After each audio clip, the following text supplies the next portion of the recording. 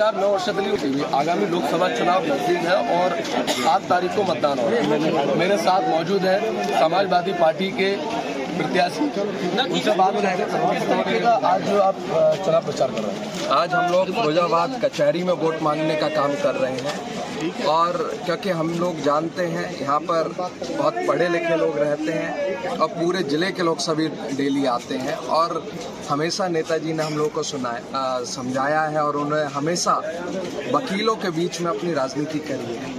तो आज हम लोग भी अधिवक्ताओं के बीच में बैठकर समर्थन मांगने आए हैं और भरपूर समर्थन हम लोगों को मिल रहा है। चौधरी बशीर के खिलाफ मुकदमेबाजी की जा रही है।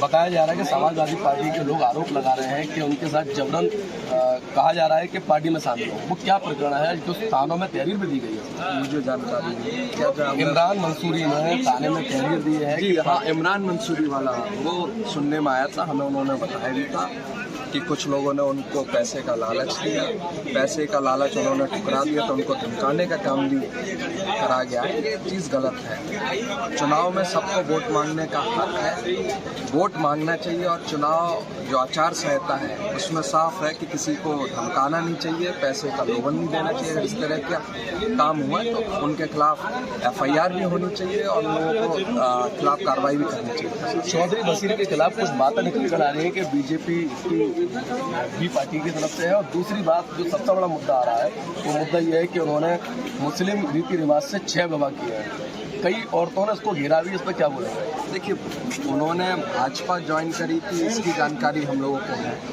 आगरा के अंदर उनको होर्डिंग भी कई जगह लगे थे और फिर वो फिरोजाबाद में चुनाव भी लड़ रहे हैं। तो हम लोग कह सकते हैं कि ये भाजपा की बी टीम के रूप में ही आए हैं और जिस तरीके से पहले बसपा का टिकट हुआ था, कटा और इनको मिला, बिल्कुल भाजपा ने ही इनको यहाँ पर लड़ाने का काम करा है।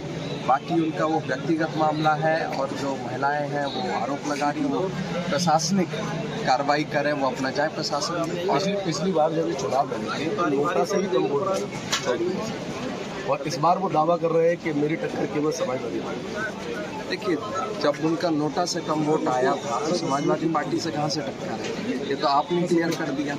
और इस बार जो बसपा का ऐतिहासिक सबसे कम वोट पड़ने वाला है इनकी वजह से, इतने मतों से जीत का दावा कर रहे हैं। हम लोगों ने कहा था जिस दिन हम लोग नामांकन कर रहे थे कि उस दिन हम लोग 2 लाख वोट से जीत रहे थे और जिस दिन प्रत्याशी पता चल जाएगा उस दिन हम लोग का चुनाव खुलेगा और चुनाव खुलने के बाद हम लोग 4 लाख से कम वोटों से यहाँ से चुनाव जीतेंगे। समाजवादी पार्टी के जो प्रत्याशी है वो मौजूद थे अच्छे यादव जी और उन्होंने तमाम